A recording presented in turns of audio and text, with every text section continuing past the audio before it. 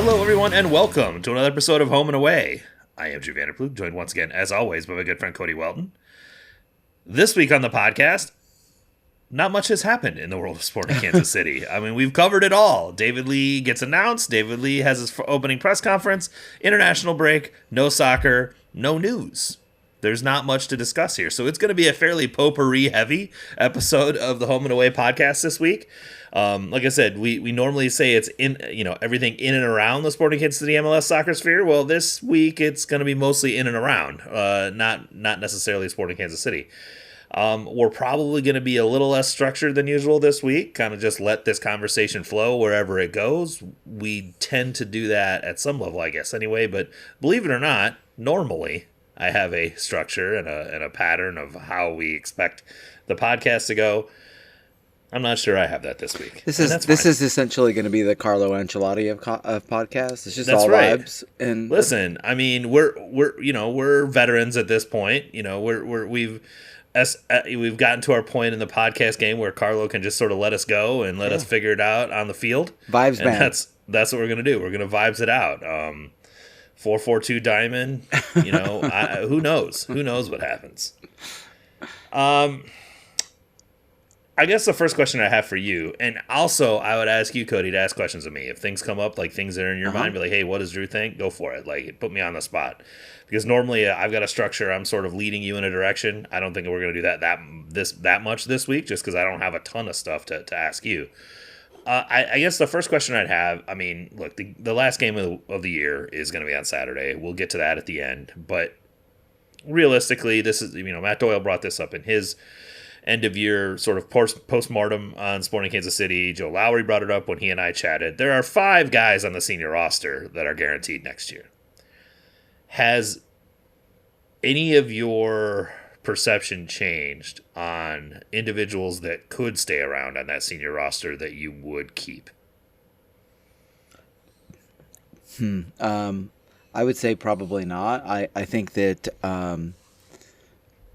it's a very short list, right? Like, I think that probably both of us would agree that for the money, value-wise, in terms of just building a competent, balanced squad, a competent, balanced roster, that someone like Zoran Basong, yes, you want that. And he's not even on the senior roster, right? Like, that's what I'm saying. Like, he's a supplemental roster guy. Someone like Jansen Miller, yes, go ahead. That's also on the supplemental value. Roster. Right? Like everything else, like I don't really like. I don't even at this point, I still harbor some hope that there's a good goalkeeper in John Pulisic somewhere in there, but the absolute nosedive that he took the last 10 games of the season, and in terms of his underlying numbers, it's really disappointing and disheartening. I can't put that. They weren't that good to begin with, right? They were like sort of okay, but not really that good. I mean, it's hard to put it all on him because the team was so bad, and.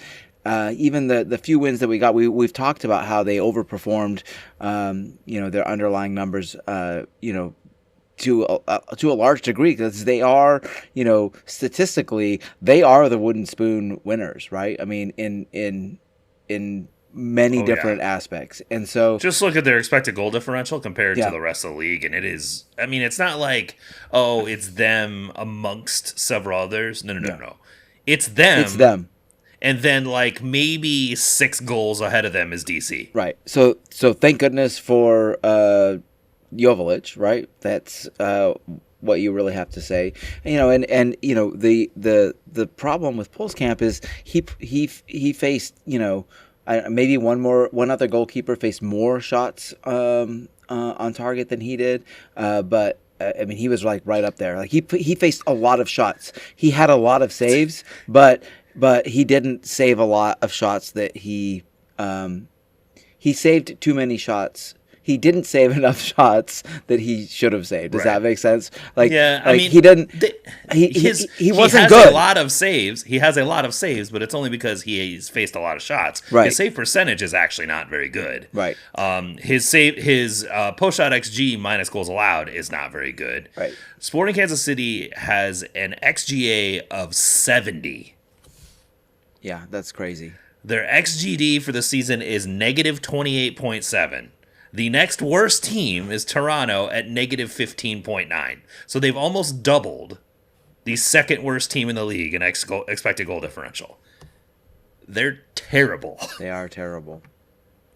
But, if you look at like San Jose, who also have a bad defense, and, their goalkeeper, Danielle, also faced a lot of shots, a very high volume of shots, and he performed much better. He performed like one of the top goalkeepers in the league, which he probably can be. I mean, the caveat is that he's also 10 years older than John Pulskamp, has a lot more experience and all of those things, and so that, like, honestly, like, Pulskamp is like the only like player that I'm kind of even teetering on. Everybody else, I'm kind of done with. Like, I don't see the point really, unless it's just sort of convenience, and it's the no-ones. I don't see the point in bringing anybody back who is on option. Especially if you're trying to give yourself the maximum amount of flexibility to reinvent this team, which is, I think, what David Lee is meant to do. So yeah, I'm in agreement with you. I think Pulskamp's option will get picked up, specifically because their goalkeeper room is him, Shea, who obviously must be absolute trash if he can't. Not to get one game. Yeah. Yeah.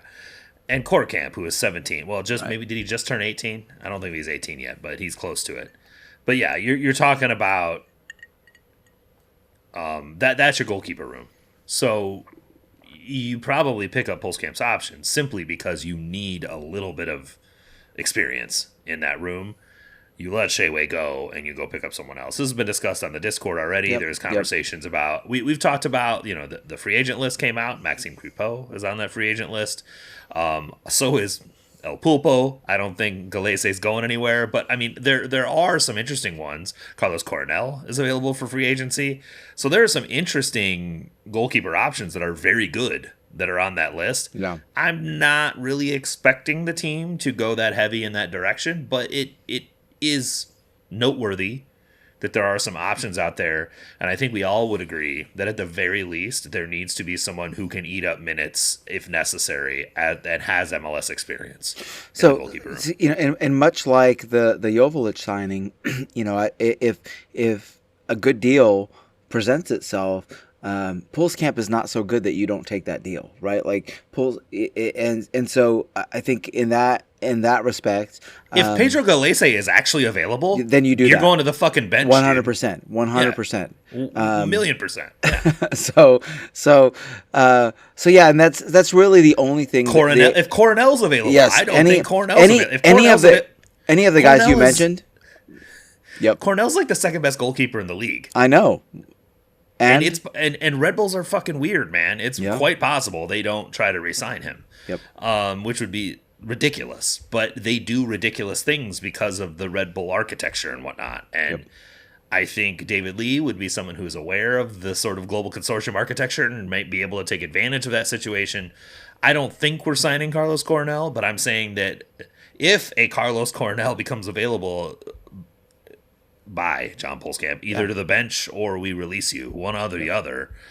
Unfortunately, like, these are the types of tough decisions that have to be made, and I think bringing in someone like a David Lee who doesn't have a lot of ties and sort of emotional attachment to a lot of the things going on here, he'll be able to be a little bit more clinical in making those decisions.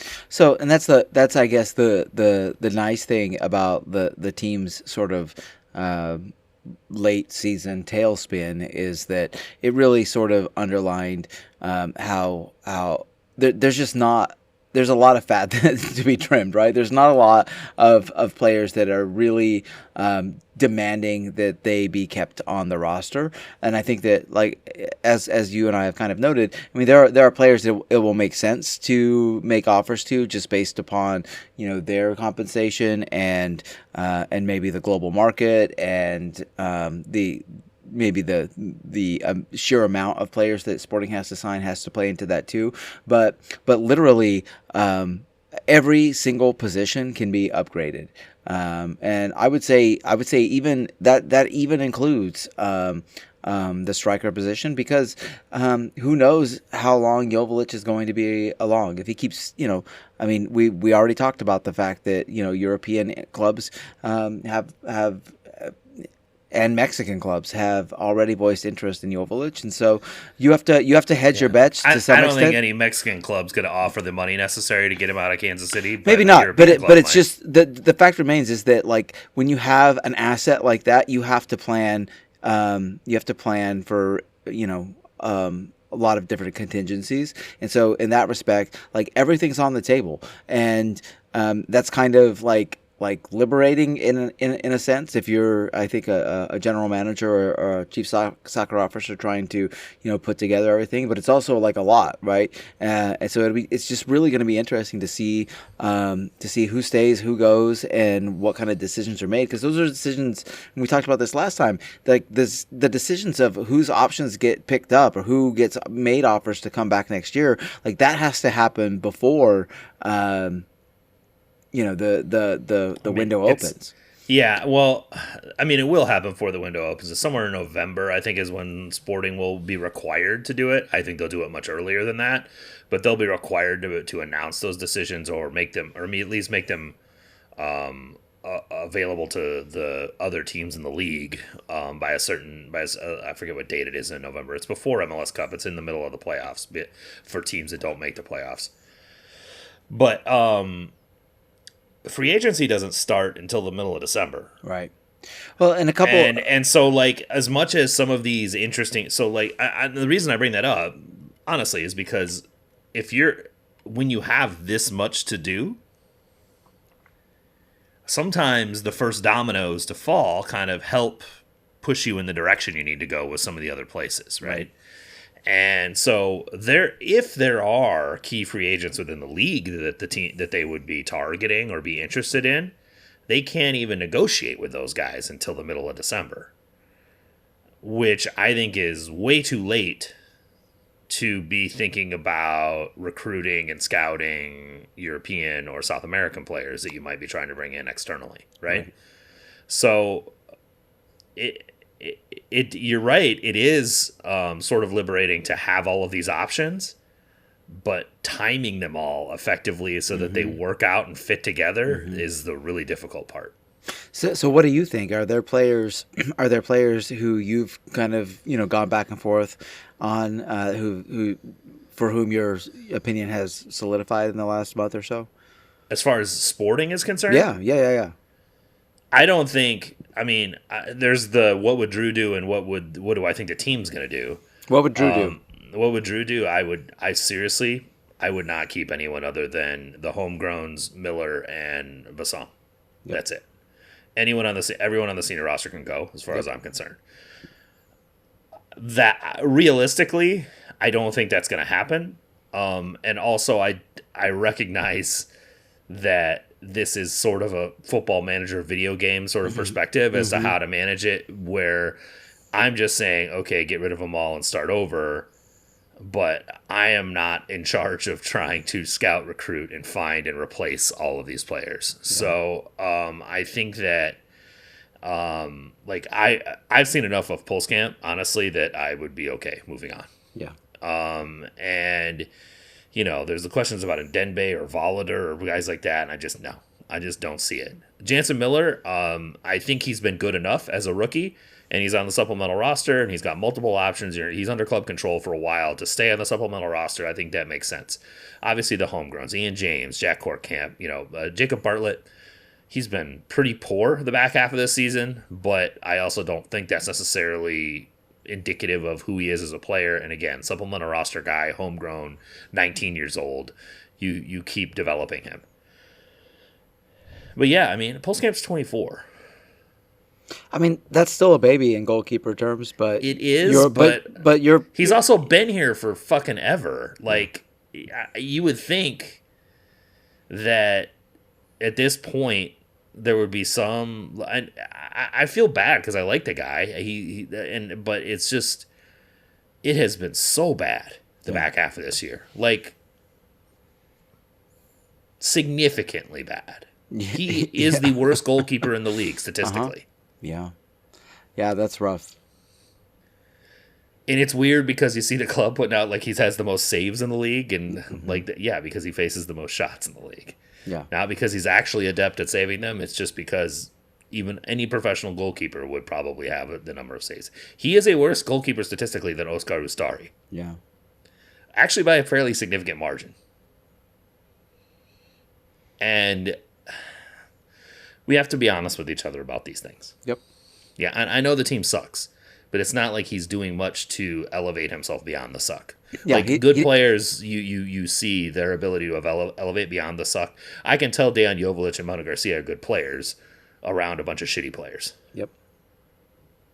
Totally agree.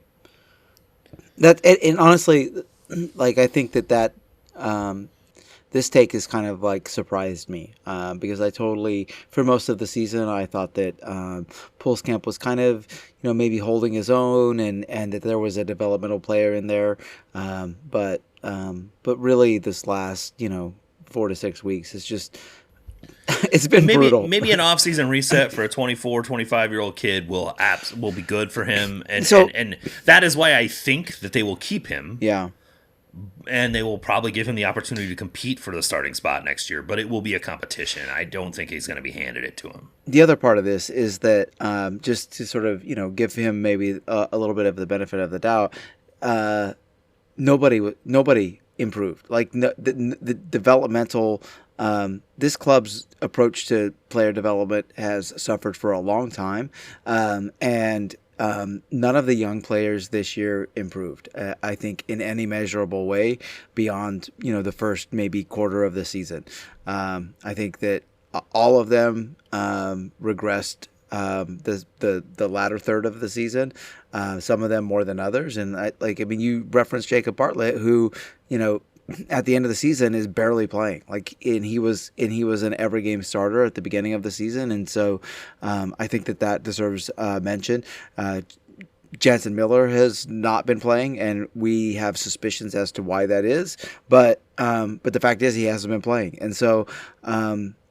So just like overall, when you look at the club's approach to young player development, it brings a lot of things into question, and you have to hope that that a new regime can maybe redirect focus. Maybe a new goalkeeper coach does. And Jansen Miller's not been. Yeah, I'm with you, but Jansen Miller's not been playing for reasons, right? Like they're trying to see if Alamontes. That's what we assume, yeah, but we don't know that for sure. They're trying to give Ian James time. They're trying to see if Alamontes is worth keeping around. Sure. Which I think that makes sense, right? I mean, it does absolutely. But I did miss one on the senior roster that I would be fine keeping around. That's Mason Toy. Toy can stay. He's on a low contract. He's a useful player. I don't know. I mean, if he's a 1,000-minute guy that spells center forward or wing. Sure. And I think he has shown when he comes into games, he can influence games. Yeah, that's true. Significantly more than anyone else on the team. That's true. I mean, he influences games significantly more than Shapi Suleimanov does. That is a low bar, man. I know it is, but wow. I mean, but it's worth noting because Shapi makes 3 times what he does. Yeah, that's just wild. Yeah, so I think that I had to look at the list to make sure I hadn't missed anyone. Mason Toy is the one that I could see coming back. He also seems to be a good locker room guy, and just there's good vibes around him. So having that is positive. You can't discount the importance of having MLS veterans, players who are accustomed to playing in MLS and the travel and all of the other demands that are around. And my assumption is that Mike Lee is aware of that, and that You keep calling him Mike Lee. This is like the second time you've done this. David Lee. Why? I don't know if you're mixing Mike Burns. Who is Mike Lee? I don't know. Yeah, I don't know. Anyway, we'll cut, and we've got a whole off season to get into a lot of this as well. So I'm not trying to get too deep into this conversation. I do think it was interesting. A couple things. Doyle discussed the fact that, hey, look, NYCFC has a lot of free agents. Will he try to mine any of those? The only ones that are actually out of contract are Maxi Morales, and no, thank you. Maxi Morales has been a very good player for New York City this year. I'm not diminishing that in any way. Absolutely not. Justin Hawk is the other one that's out of contract and seems like he might be a useful player. It's going to be interesting to see what his level of interest is to leave New York, or what their level of interest is in re-signing him, especially now that they have no chief soccer officer. So that's going to be that might be a guy who might be interested, and he is also a guy who can play defensive midfielder, Right.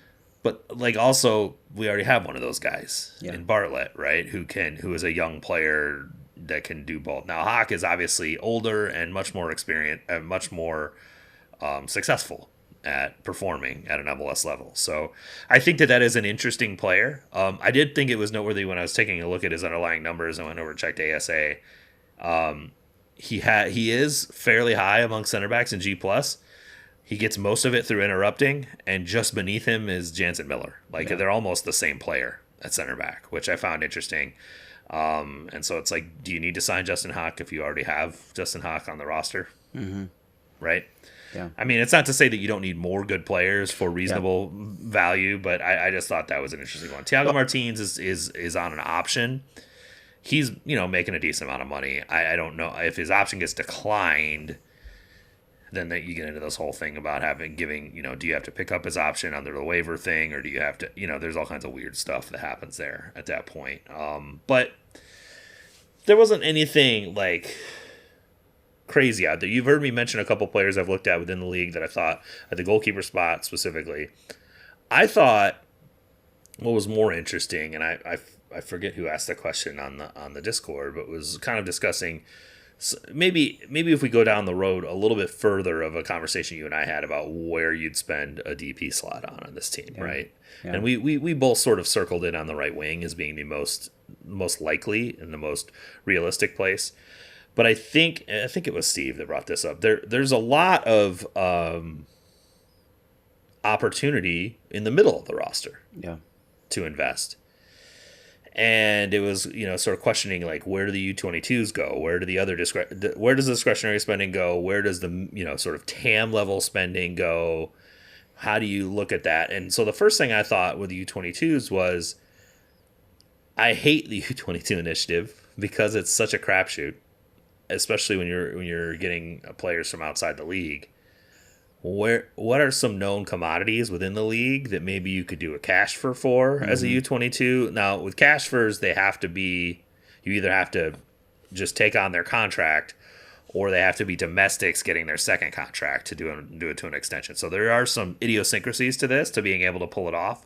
But like for a Jack McGlynn kind of thing in Houston, what kind of players are out there that might be interested in that kind of thing? And there were a couple that came up. One of them just had a fairly decent U20 World Cup, and that's Nico Shakiris. This is a guy that Daniel Sperry and I chatted a little bit about during the U20 World Cup. Actually, it was right around the time when he hit that absolute blinder of a curled free kick goal against who was their first knockout round opponent? It wasn't against Morocco. It was against the guys before that. Anyway,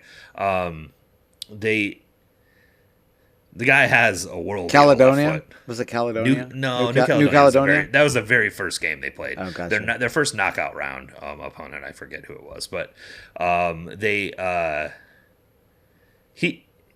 Shakiris, I feel like, especially with Bruce being Grand Poobah over San Jose, I don't know what Shakiris' like long-term prospects are in San Jose.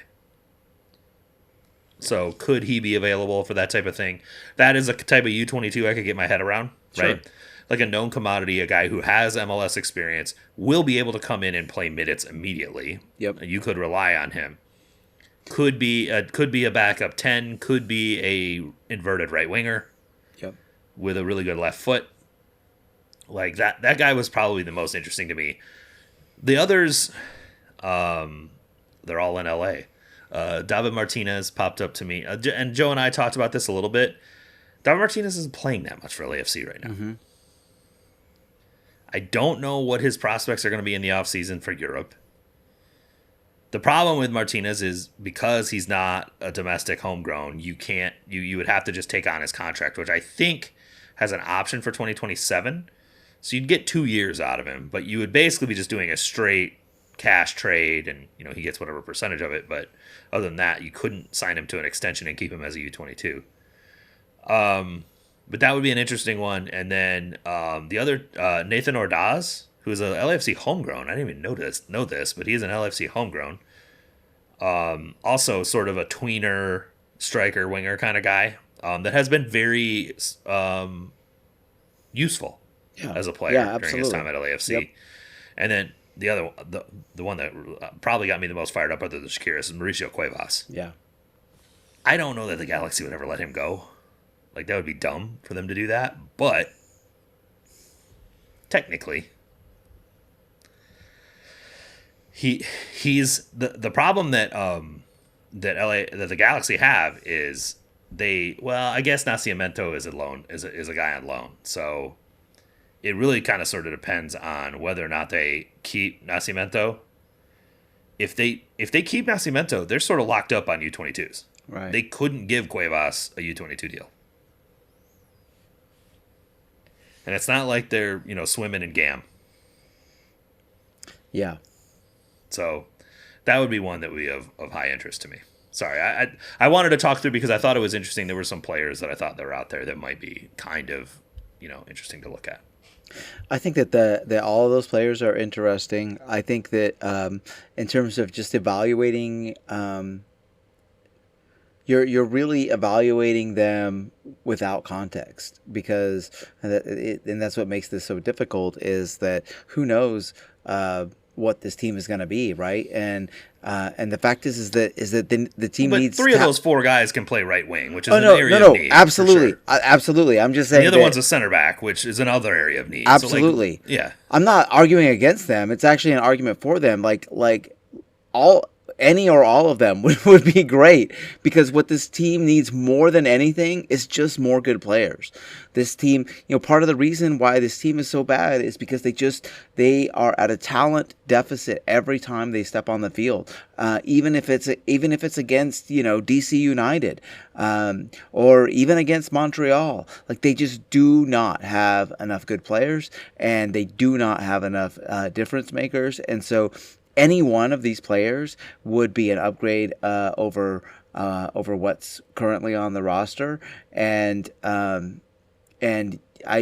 really think that using those U22 slots on known commodities makes more sense to me than going sort of off and finding the next Argentinian wonder kid.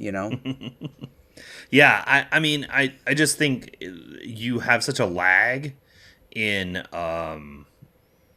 results from U22s that are the next Argentinian wonder kid or any of that. Even if you spend $8 million on a guy, the likelihood that he's going to come in and immediately be effective. Even David Martinez looked very good last year, has not been as effective this year. Like, it's the way that youth players work, man. Like, It's just...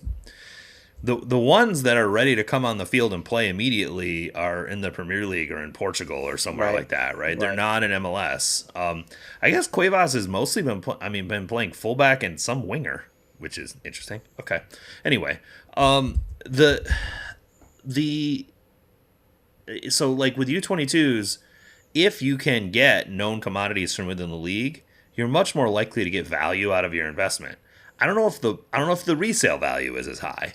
Right, and the ceiling might be lower also, right? Right. Well, it has to be. That's what I mean. Like the resale value is not going to be high. The floor is higher, right? Correct. The floor is higher, and I think that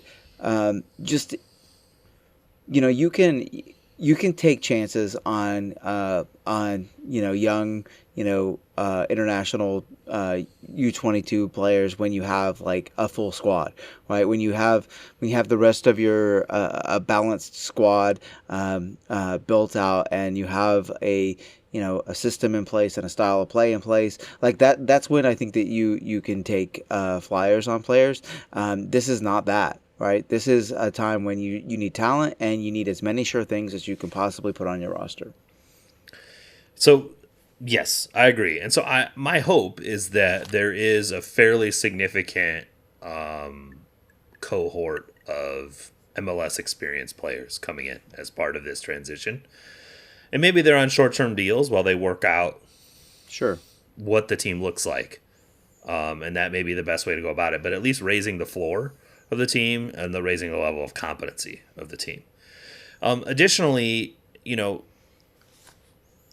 there's going to be a lot of like sort of mid to high TAM availability to spend as well. Cash first, baby.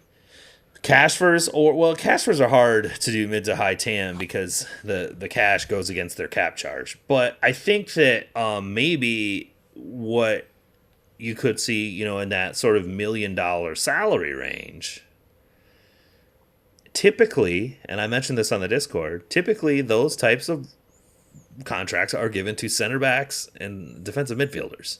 Mm-hmm. And I know that that's going to give a lot of people listening to the podcast PTSD because this team has been pretty bad about spending those kinds of contracts on center backs and defensive midfielders over the last several years.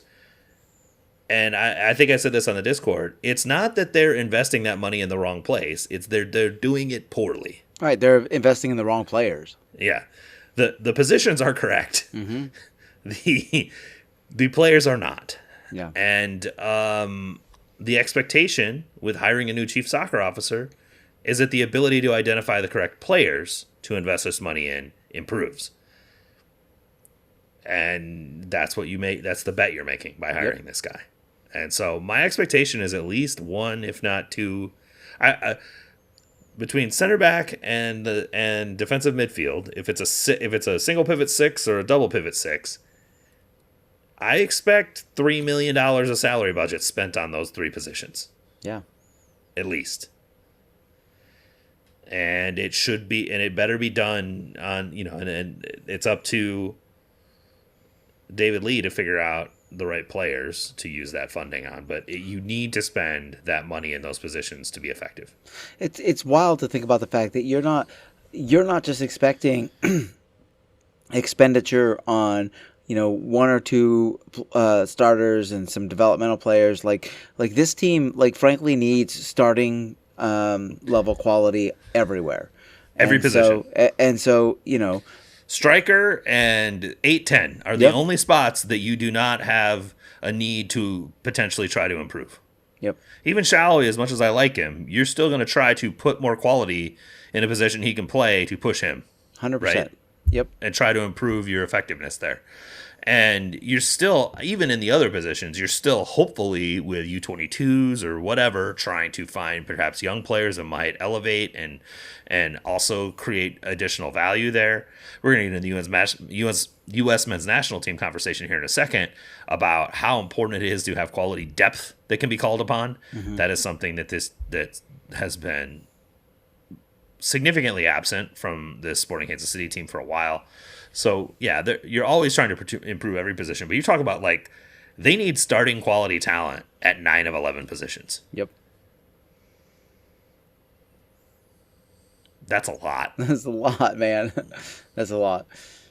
If you think about the fact that, we're going to go to the game this weekend and when we see the very first game in the next season in late February, it could be literally 9 new players and Joveljic and Manu. Yeah, it'll probably be 8. I'm sure Shallow would be amongst them. But yeah, 8 is completely plausible. Yeah. Yep. Kind of a wild thing to think about. It's exciting. It's exciting, honestly, and for those of us who have followed the team for a long time, it's like Christmas Eve almost, right? It's yeah, you're waiting for the presents. For sure. Really. So fingers crossed. Definitely. Okay, let's move on to the U.S. men's national team discussion. So that is the soccer we got to watch over the last week, which was 2 U.S. men's national team friendlies against Ecuador and Australia. Was the Australia game a friendly? Because I don't think Australia knew it was a friendly. I listened to TSS earlier. I didn't get through all of it, but I listened to some of it, and I think it was, I don't know if it was Ryan Bailey or Graham Ruthven. One of them was like, this one seemed like more of a friendly. It was just sort of hemming and hawing and whatever. I'm like, were you watching the same game I was watching? Australia was putting in the worst tackles. I thought James Sands was going to break his leg again. Jesus Christ! I mean, come on. Poor Jimmy Sands. I mean, I feel bad for Jimmy Sands because like the only thing noteworthy he did in the first half was get tackled badly twice. Yeah. But yeah, it was they were in there to play, and I am not want to give much air to things Hurt Gomez says, but he made some comment after Pulisic got injured about how they need to like something about, how many times is he going to have to get tackled before his teammates stand up for him, and maybe Pulisic isn't the most likable teammate on earth, so that might have something to do with why his teammates don't stand up for him. But the second part is, like, seriously, where's the team atmosphere? The stuff that they really sort of created during the Gold Cup, where everybody was sort of playing for each other. And it was after that first tackle on James Sands, and Chris Richards was very much in the ref's face after that one. Yep. And then like 90 seconds later, the guy did it again, and it was on at that point. And Richards even, I think, gave a quote to Tom Bogart along the lines of, like, if he hadn't given me some shit yellow in the corner over there, I was going to fuck somebody up. Yeah. Like, he was, so I think that we started to see the U.S. get up for it at that point. It sucks that it took that long. But I also think, it's a friendly, and they're not expecting to have to be getting into, physical altercations with guys to get them to calm down. Again, and it's a CONCACAF referee, the guys from Trinidad, and it was ref like a CONCACAF match. It really was. It was. And that's something the guys got to be aware of as well. Like, this is the kind of shit you're going to see all the time in international play. So, and it's not like against Uruguay and Paraguay, it's going to get simpler. No. Like, it's not like those guys are going to be, like, just chill and just like, oh, yeah, no tackles. It's just a friendly. They might as well be CONCACAF. Those two countries are both, they're pretty spicy. They're gonna shin kick the fuck out of you. Yeah, so just, like, get ready and be prepared for it. And be prepared for showing them that you're ready, that you're not going to take that shit, right? I think that's good. And that's why saw it, right? That's why those are good. That's why those are good opponents for the next window, is because, like, that is kind of that's the mindset I think that Pochettino is trying to instill in this team, and it is due in no small part to the fact that is the Argentinian mindset. Yeah, they have some of the most skilled soccer players on the planet, but they will also kick the shit out of you. Like, that's just what they do. That's how they play. That's why they're such a bitch to play against. And I mean, yes, they also have Messi, but they also just kick the shit out of you. And well, because it's international soccer, man. It's a one-off game. Right. Throw all the stats out the fucking window. It doesn't matter. It really doesn't. It's a one-off game, and you just have to figure out how to win that game. Yeah. And it takes whatever it takes for you to figure out how to win that game. I mean, sometimes you're going to be at an immense talent deficit, and you're just not going to be able to stand up to it.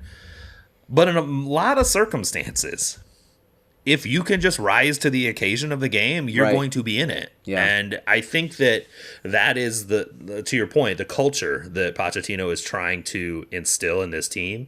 He had the whole thing during camp this time. It was like, culture eats a good strategy for breakfast, right? Mm-hmm. And like that is, we like to talk tactics, and we like to talk about how important, like, tactical plans and ideas are. And I think Poch had some interesting ideas about how he deployed the team in these two games. But it doesn't mean shit if you're not going to go play. Yeah.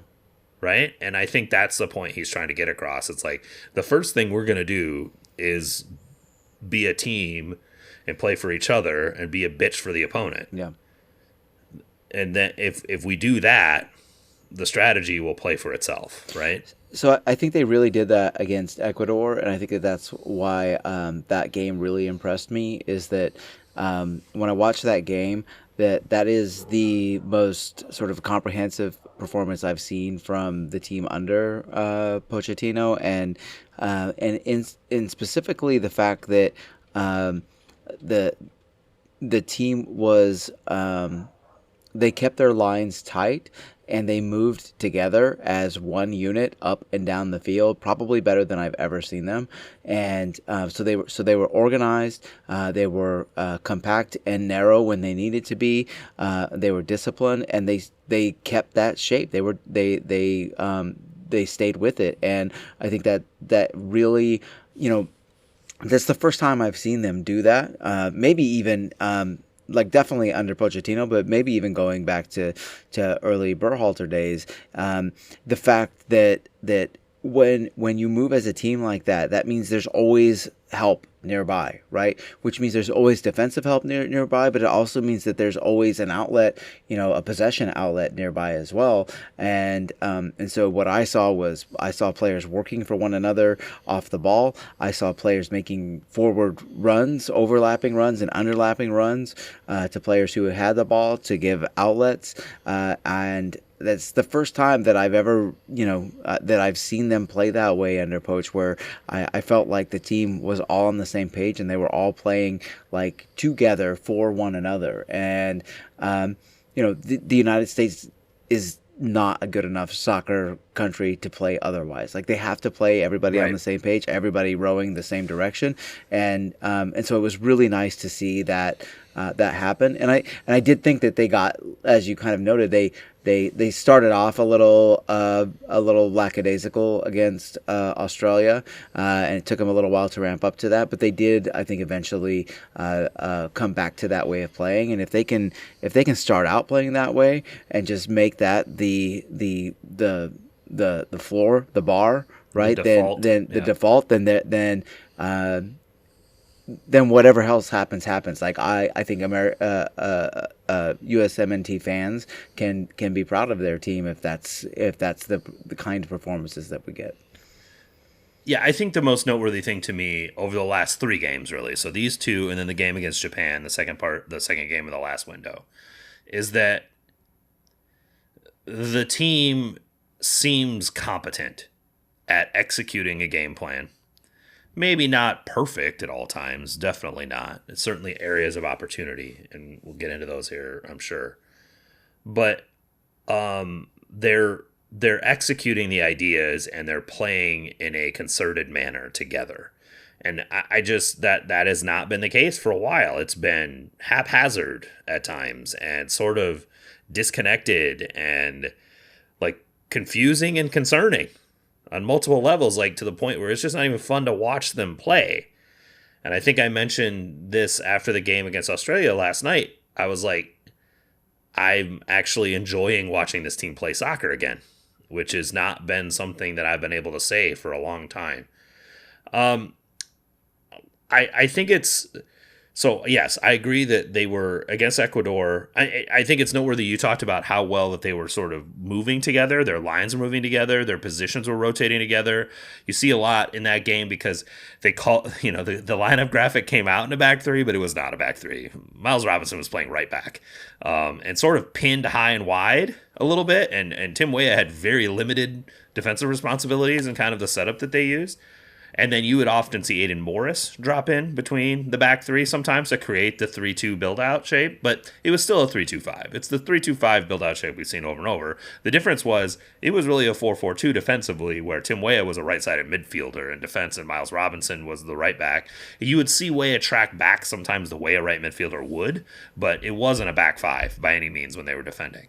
So sort of the fake back 3 and the fake wing back, and I think even Weah mentioned something, I guess, before the game about the fake wing back thing being a deal, so I thought that was interesting.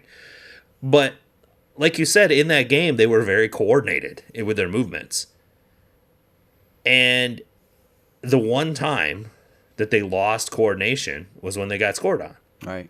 Aiden Morris makes a bit of an optimistic challenge. He's late to this ball, like he's never getting there. And I think Joe Lowry said it best on TSS.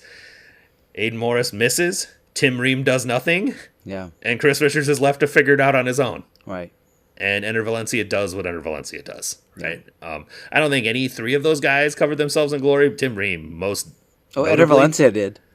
Enter Valencia did, yeah. Well, I was saying the 3 U.S. guys. I know. Enter Valencia made a great play on that. And you could tell me Enter Valencia was 35, 45, or 55, and I believe all of those ages. He is actually 35. But yeah, he was great on the play. Morris makes a naive challenge, and then his teammates are nowhere to help him. And mostly Tim Ream is nowhere to help him. Tim Ream's got to cover. That's what we call the Andreu Fontas. Yeah. So we're familiar with that defensive characteristic. I thought that Aiden Morris was fine. He has been panned by some, specifically Joe Lowry. Yeah, and I thought he was pretty decent in this game. Yeah, honestly. I like him as a player. I thought that I liked the way that double pivot played.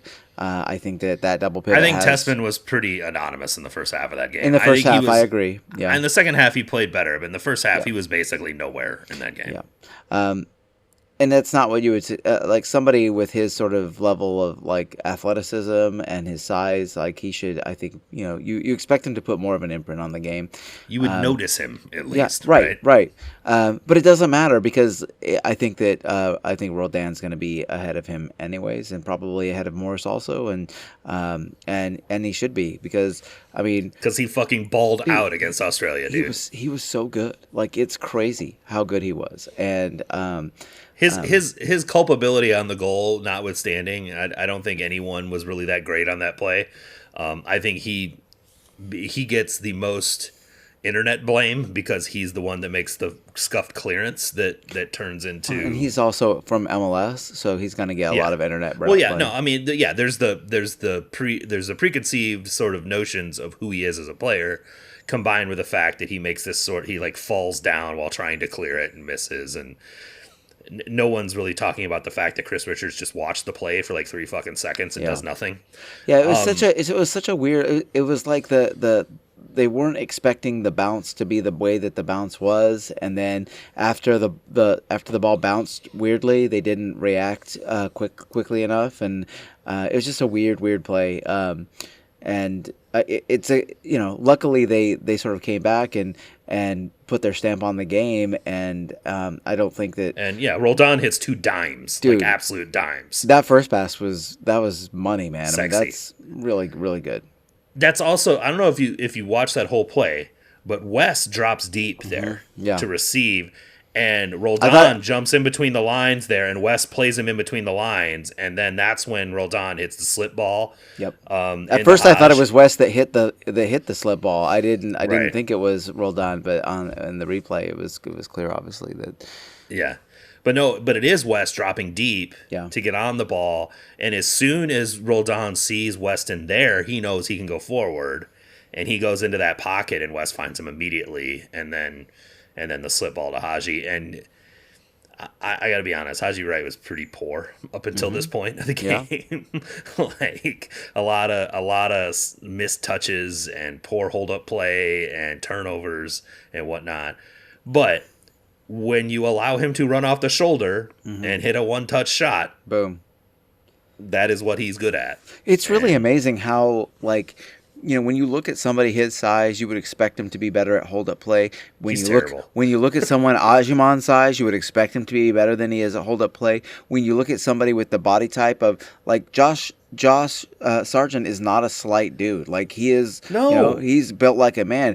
And then they talk about it on Scuffed all the time. He's got a big ass. He should be shoving that thing into defenders, man. And if you put them all in a line, you would probably expect Balagan to be like the least effective hold-up player, but he has consistently proven that he's the best hold-up player for this squad, and that is really worth something, especially when you're going to be playing at a talent disadvantage for games that we know that they are. Balagan was fantastic against Ecuador, by the way.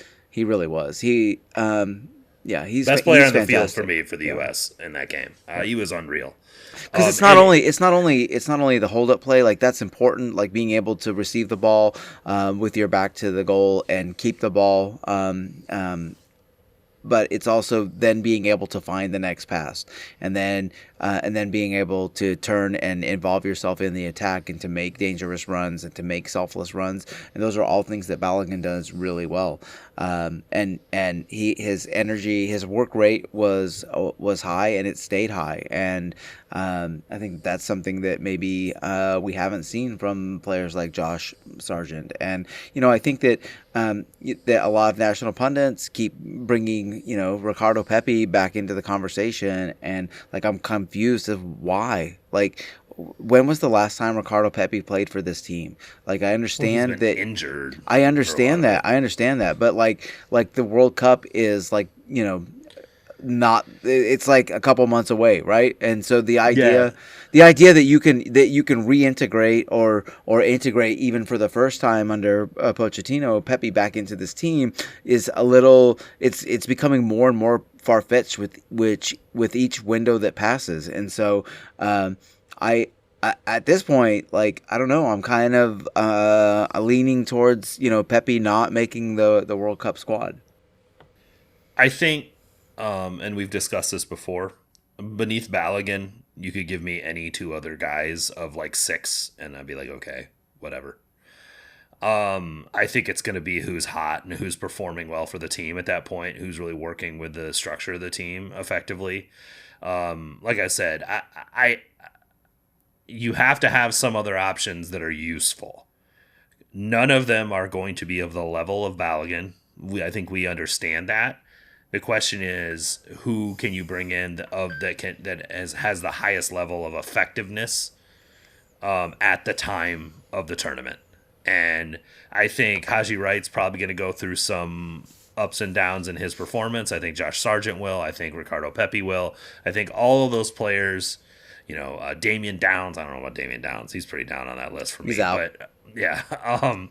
But Patrick Agimang, there are a number. Jesus Ferreira, I don't think Ferreira is ever coming into this camp before the World Cup. But I think there are potential players of that you could look at that I would be fine with kind of 2 of any of them. Sure.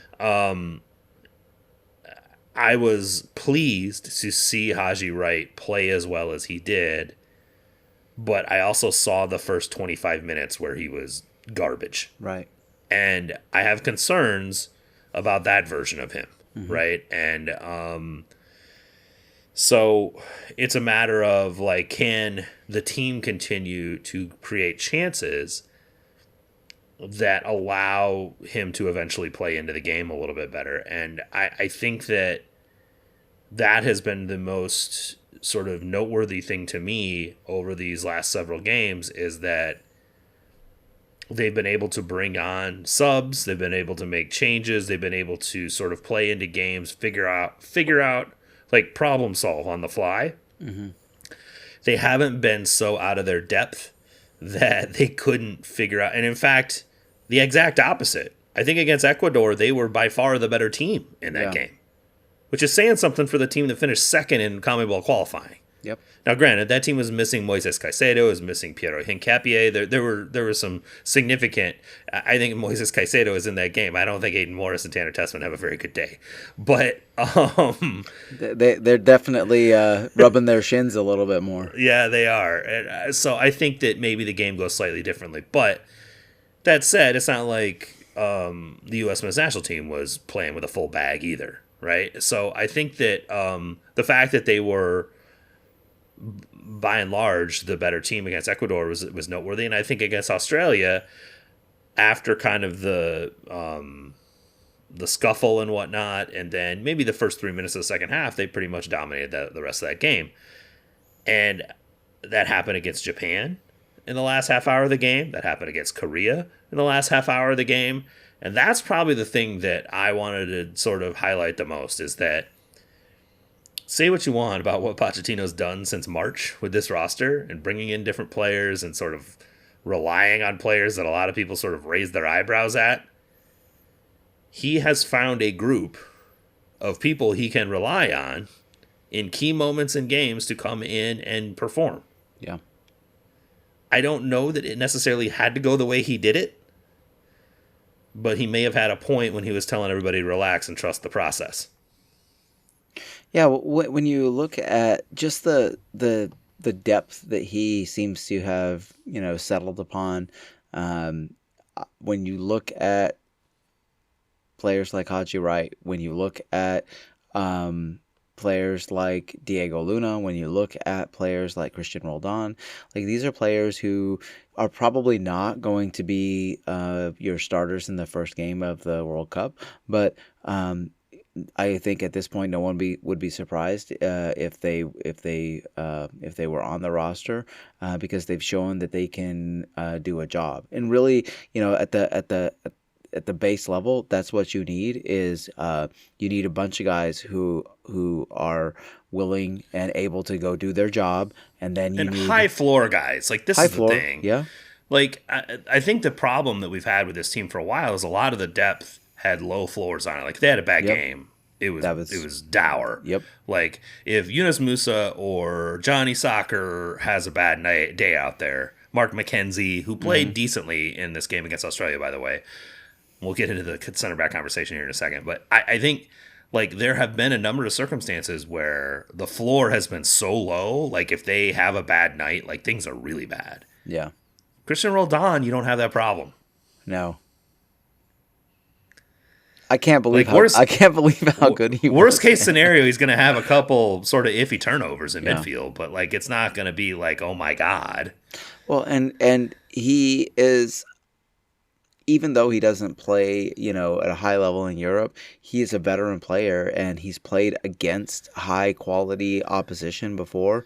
And I'm going to push back about the high level in Europe bullshit because I do think and listen, I don't want to be all Matt Doyle about this situation, but Christian Roldan has been, if not the one of the best midfielders in MLS for the last 2 years. Mm-hmm. Like he is top 3 in anybody's list of midfielders in MLS over the last 2 years.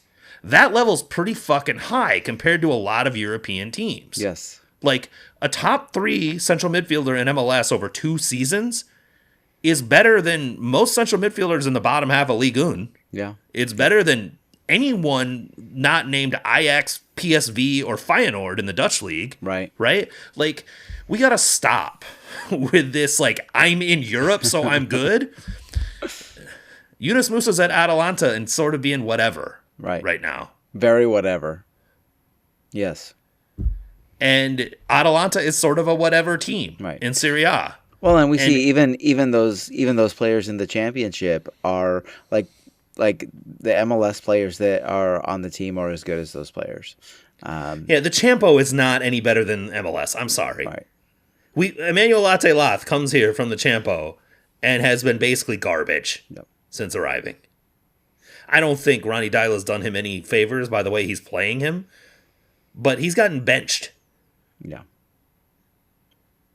So, like, let's stop acting like the Champo is some sort of great league that is miles ahead of MLS. I mean, Aiden Morris, like, as much as I was warmed by Aiden Morris's performance, I thought he was pretty decent. I don't think he was great. He was decent.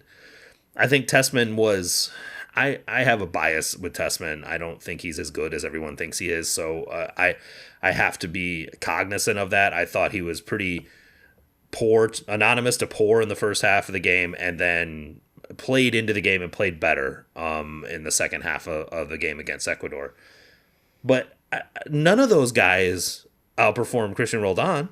Yeah, I think it kind of goes back to that argument of is it better to go be a role player in a top 5 league in Europe, or is it better to be the man for your team? And Christian Roldan has been the man for his team for such a long time, and has been in so many high leverage situations. He's just a good soccer player, and he knows how to read the game, and he knows how to show leadership in a positive way on the field, and that is another thing that I think that the team is really, really lacking. And I think that between the emergence of Chris Richards as a leader on the field, and then the inclusion of Roldan, I mean, I think that's a lot of savvy leadership on the field in one time, and in the defensive line and in the midfield. And then if you put Christian Pulisic along the front line, that is a solid set of leaders to build your team around if that's the way it ends up going. I don't know that Christian Roldan is going to be a starter in the World Cup. At this point, nothing would surprise me. I think if the World Cup starts next week, he is. Yeah, I mean, he has been that good, and who starts over him in central midfield? Like, it's Tyler, and then who starts over him? But him and Tyler did not play together in the last window, did they? I want to say they did for a short period. I don't remember. They didn't start together, I don't believe. I think he subbed on at one point and they played together for a little bit. He was not a starter, I don't think, in either game in the last window. I think this was his first start under Pochettino in the game against Australia. So I would count myself among. I don't know that I would say I was a Roldan hater, but I was definitely done seeing him play in Greg's iteration of the U.S. men's. Greg was playing him as like an inverted winger and shit. Right, and so he was in the attacking third and trying to, and that's just not. I am so much more comfortable with him being part of a double pivot. That is, I think, just the perfect place for him. And so, in that position, I'm okay with him even starting in the World Cup at this point. I think that he has shown more in the opportunities that he's had to show than any other player not named Tyler Adams. And so, I'm all on board. Him and Obed Vargas. Him and Obed Vargas is my favorite. Yeah. Midfield in the league right now. I love it. They are so much fun. They play together so amazingly well, and it almost is not a double pivot because one of them always seems to drop back and single pivot and let the other person, they switch and rotate really well. But both are also fairly creative players, as you saw Roldan do in this game against Australia. But Obed Vargas is also a really creative player when he wants to be as well. Obed Vargas is going to Europe soon. By the way, ideally, that's what you want out of a double pivot. You don't want two destroyers back there. You want two all around midfielders who can sort of trade off responsibilities for defense and attack, and Roldan's a smart enough player that he and a selfless enough player that he knows when to attack and when to sit back, and he also demonstrated that he has the passing chops out of the midfield that really I don't think any other midfielder has shown for the team. Yeah, Tessman has it in his bag, but I haven't seen it. Right. For the national team. I know I've seen it when he plays for club. Mm-hmm. I have not seen it for the national team. And I don't know what it's going to take for that, switch to flip, but it hasn't happened so far. And I want to be clear, my bias against Tessman is more because everyone thinks he's great, and I just don't think he's that great. I would like him to be great. I would very much prefer him to be great. I don't think he is.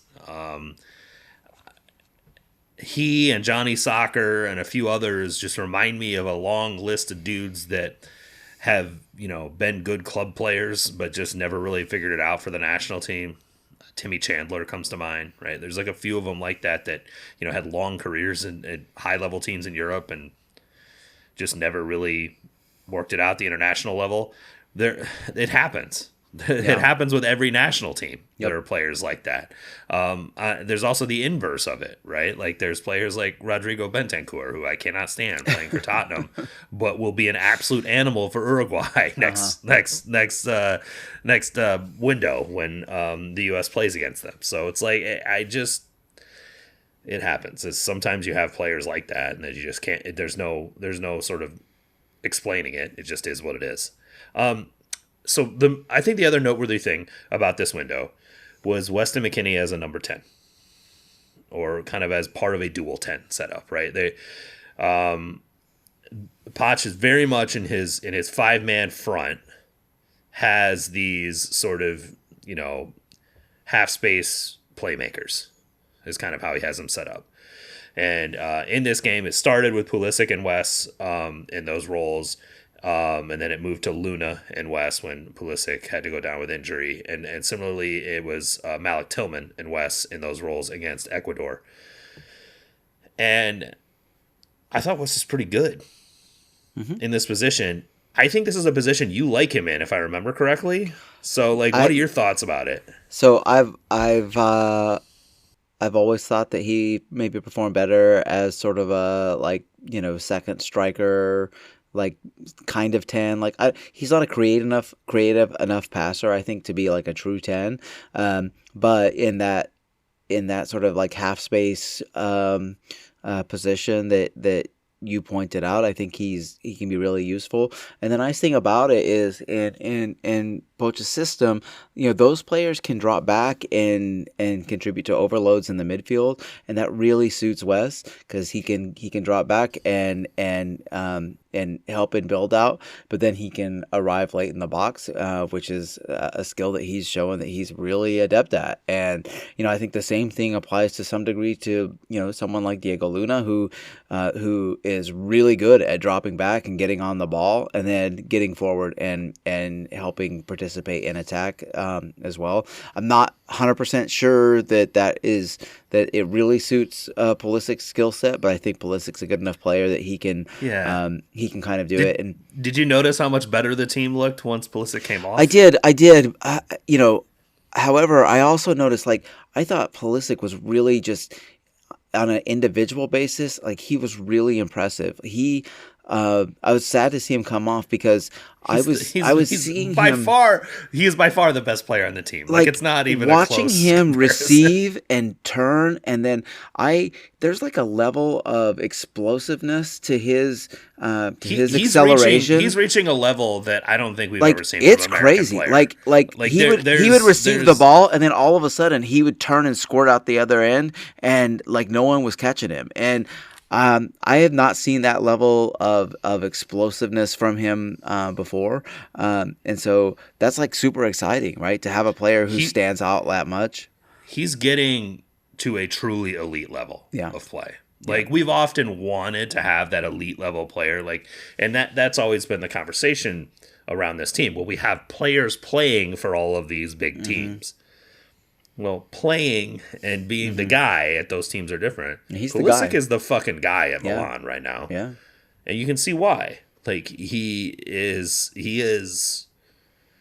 I think it was John Arnold or somebody said they did a research of how many top 200 players in the world the US had ever created, and they had never gotten a top 200 player in the world. I think they have one right now. Yeah, absolutely.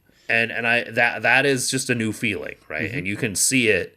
Just his skills and quality have reached a very noteworthy level, a level that you see from the best players that we watch every week in the Premier League. Yep. Well, and I think that it that has happened because he moved away from the Premier League. I think he's and Chelsea specifically. The mess of Chelsea.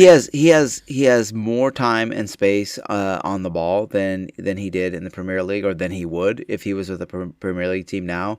And he's also he doesn't get the shit kicked out of him all the time, like he did in the Premier League. And I think that or like he does in CONCACAF. Right, the Premier League took. I think it took a big toll on him physically. I think that he just might not be a player who is up to the physical demands of that league, and that's okay because guess what? Messi never played in the Premier League. Do you know what I'm saying? And it probably wouldn't have gone that well for him if he did. I mean, he's an elite player. He would have been great regardless. But I think that playing in a different league, I think did kind of give him a little bit extra. And I would say the same thing about Christian. I think for Christian, going to Milan has helped him get his game to the level that it could get to. I don't think he would ever have gotten to this level had he stayed in the Premier League. I think he's learned enough that he could go to the Premier League now and be effective. I think it was probably too soon for him to do it when he did. Sure. But also that experience taught him how to play quickly, how to turn and go quickly. There's just the speed of the game in the Premier League is just different. He's just biding his time until Fat Frank gets back in the Premier League, and then they'll be reunited, and it'll be beautiful. I don't know about all that. I think he's pretty happy at Milan. I think they're too. happy to keep paying him to be there. And I gotta be honest, man. Living in Milan, having a spot in Como, Can't Not be the bad. worst life on earth. Can't be man. bad. Not the worst life on earth. And I think that they'll do enough to be in Champions League and go deep in Champions League and whatnot. So, like, why? I just like the fact that he has demonstrated that he is clearly head and shoulders a better player than Rafael Lau, and It's pretty nice, isn't it? I always suspected that. I thought Rafa Leao has always been overrated. Me too, man. As soon as they sold Teo Hernandez and Rafa Leao didn't have all that help. Yep. Yep. Not a good player. No. Way overrated. So I guess the last question I have about the national team is, we saw Mark McKenzie play at left center back for 90 minutes. Not sure he did anything to say, this is my job. Is there anyone that can displace Tim Ream before 2026? Man, I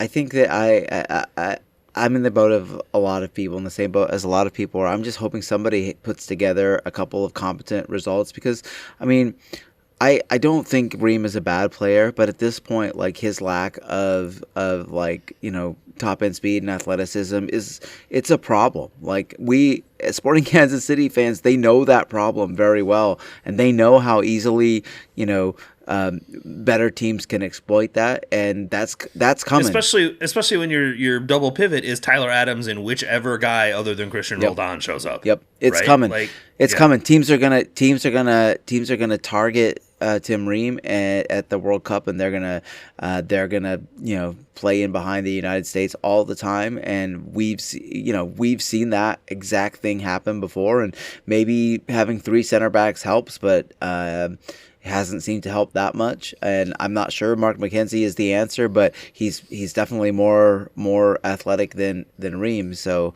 I know that I would be if I was not what I would call a fast. No, but hey, man, I mean, Ream is so slow at this point.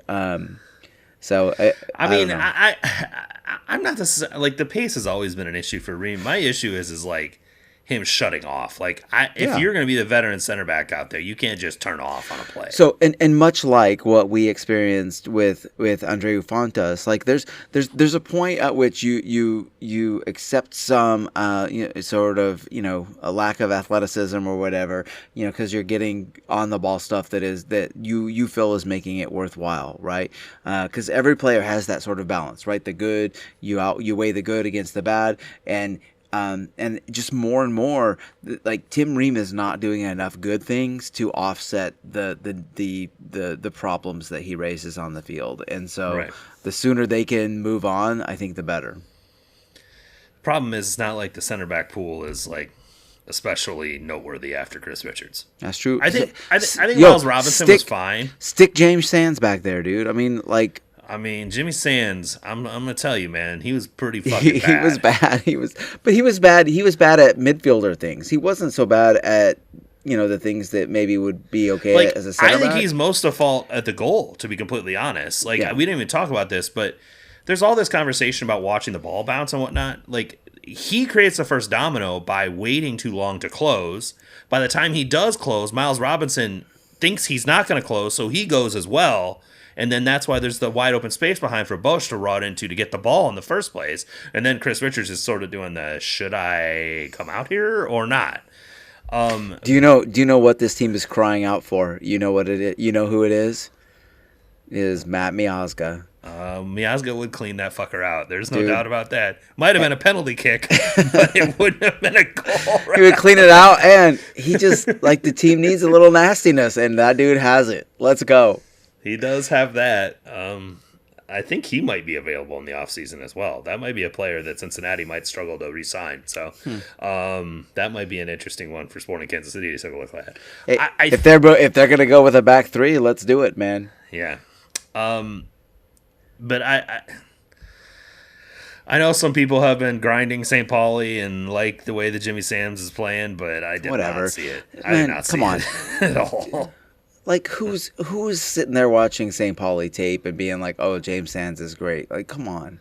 I mean, there are guys who watch the Bundesliga and watch St. Pauli, but I mean, it's like 2 or 3, and so it's like, am I taking all those seriously, or am I taking what I just? Joe Lowry actually texted me during this game because he saw people saying positive things about Sands in the first half, and he's like, "Am I taking crazy pills? Is he? Or do you think he's doing well?" I'm like, "No." I thought he was mostly at fault on the goal. I mean, that's it's like, well, some it's people, like people are telling me he's playing well, and I'm like, he's doing things well, and I'm like, what? Passing sideways and backwards? Like, what?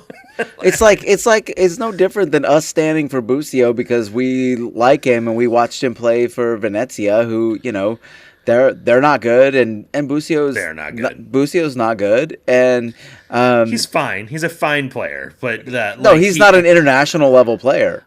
I is love my that point. he's taken 2 million plus euros a year from Venezia. Oh, hell yeah. Congratulations, my friend. He's a rock star. Congratulations. I'm happy for you, bro. Live by the canals. Keep drinking that espresso. Cash those checks. I'm happy for you. No fucking way he's worth a DP contract in MLS. No. At all. No. But I think, yeah, I don't know. Anyway, the Sands is, you know, whatever. He had his opportunity. There was a 4-way tryout to play next to Tyler Adams, and only one player showed that he was worth playing. Amen. Next to Tyler Adams. Amen. All right. Moving on to the rest of Potpourri. Now that we've done all our U.S. men's national team talk, the Kansas City Current keep being the Kansas City Current. They win again. Now they have 62 points. They've clinched the highest point total in the league with 2 games left. Vlatko made... This wasn't quite as much of a rotated lineup as we'd seen, although Kayla Sharples was still not available. Thankfully, she did sub into this one, so it seems like her injury situation may not be as serious. It's just more of a, you know, there's something there, and we're not gonna overdo it before playoff games. But also, well, let's keep her fit and bring her into the end of the game. Yeah, I mean, this was just another like very traditional Kansas City Current performance where they didn't allow much. This one, Gotham is one of the best defending teams in the league as well. Next to the Current, they are the next best defensive team in the league. So there wasn't a whole lot to be had. Temwa didn't come on till later. Dabinia comes on. Like there was, they made some changes, and then, you know, they get their goal, and, you know, Temwa does her thing, and it's the typical Current experience. It's the inevitability. Yeah, I mean, Bia was fucking great in this game. By the way, she was awesome. She's a good player. She's great. And I think that's the thing with the Current that's so frustrating for opponents is that you can try to take away Temwa, you can try to take away Michelle Cooper, and then Bia and Dabinia are still there. They have Ali Sentner. I want to have a conversation about Ali Sentner because I don't think she's been very good for this team since she's joined it. She's been fine. Why do you think that is? I mean, why? I'm not disagreeing with you, but I'm just wondering why. Where's the mismatch? I think, personal opinion, when she plays for the U.S. women's team, she's much more like a Weston McKinney player, where she's more of like a second striker and floating around and trying. I feel like she's trying to be too much of a 10 and a passer. In for this team. I also don't think I think she has zero rapport with any of the teammates. And I think one of the things that makes the Current so effective is that they are so in tune with each other that they pass into each other's movements very well. Like you rarely see, I mean, misconnections happen in soccer all the time, but the Current have a much higher rate of making positive connections, and Sentner just doesn't seem to be on the same page. And that would be natural for someone coming in the summer and not practicing with this team that much. And also coming from a place where she was the offense. Like, she was the offense. And candidly, it's been interesting that the Royals have been a little better since she's left as well, because all of that gravity around her has gone away and they can play more as a team. So I think that this is good for Sentner because she needs to learn how to participate in a team. But she's also been really, really good for the women's national team. Like, she's got like 4 goals, I think, this year for them. So it's not that the quality's not there. It's just it's not coming off. And Vlatko keeps putting her out there, and I'm glad. And she's obviously a quality player. Like, I'm not saying that she's bad. I just don't think that she has performed up to the level that, a lot of people might have expected she would have coming in. I mean, she's still young enough that she, you can she's consider 21. her, Like, you consider a developmental player, right? Like, she is just getting started, and I think that for a player like that, being sharing a field with players like Bia and Dabinia, and like that's how you grow and that's how you get better. And we've already seen that she has the skills necessary to be an elite player, and so. You have to assume that it's just a matter of, getting the fit right, and that Vlatko will solve that puzzle just like he's solved everything else, right? I mean, we've seen this team just become a complete juggernaut, and like, there's no reason to assume that this won't also follow that same path. Yeah, for sure. I think that. Like, they haven't lost a game since May. Like, the second of May. It's really crazy. And it's not like they're getting a bunch of draws. They have 2 draws on the season. They're just winning over and over and over again. It's just sort of absurd, honestly. I think that the other thing that I wanted to highlight from the specific game against Gotham is that Claire Hutton was in her bag in this one. She was playing fantastic in this game.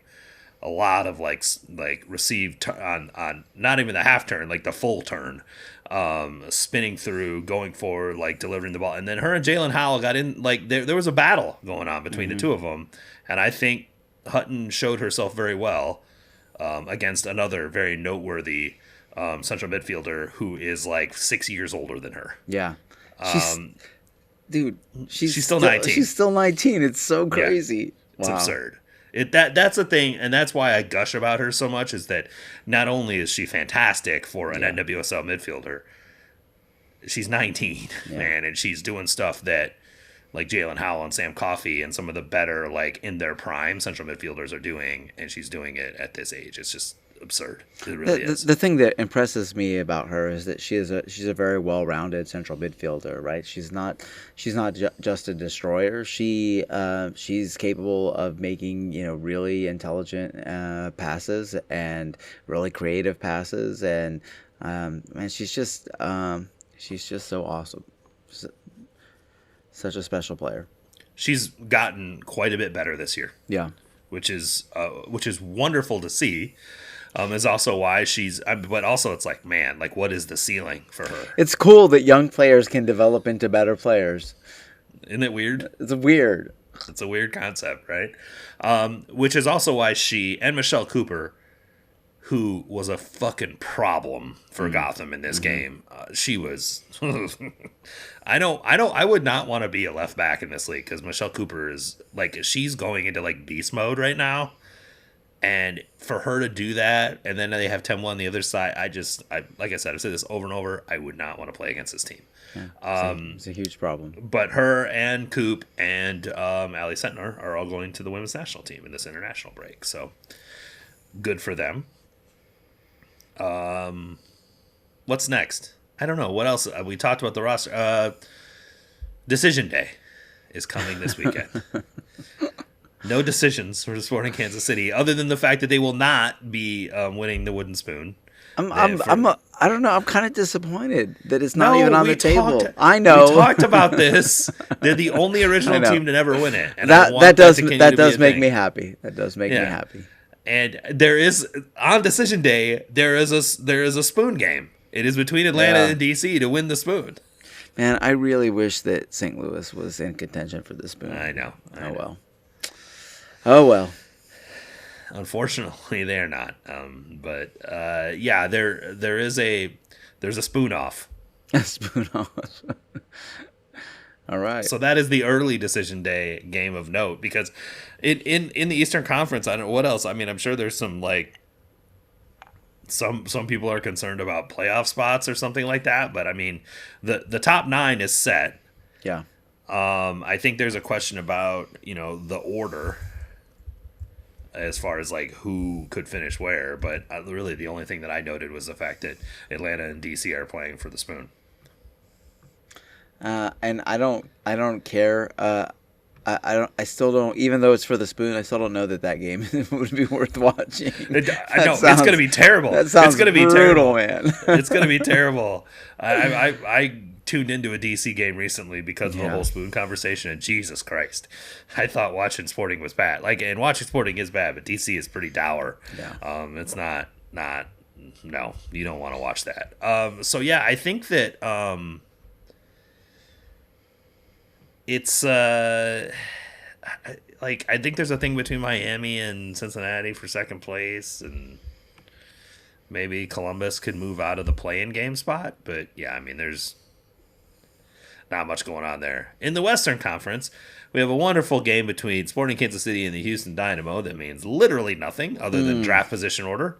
We don't even get to watch Jack McGlynn, man. It's nope. It's bad all around. I mean, the Dynamo are in a bad way with their roster right now, and obviously have already been knocked out of the playoffs. It'll be interesting to see what level of interest they have even in playing this game, which might be good. Maybe those of us coming to Children's Mercy Park for the last time this year might get some sort of positive exit. It would be nice to at least leave the season on a semi-positive note. I think so. It is possible that San Diego can win the West still if Vancouver loses, because they would end up with Vancouver would have to lose and San Diego would have to win, and that would mean that San Diego would win the tiebreaker because MLS tiebreakers are on wins, not on goal differential. So they would have 19 to. That's completely normal.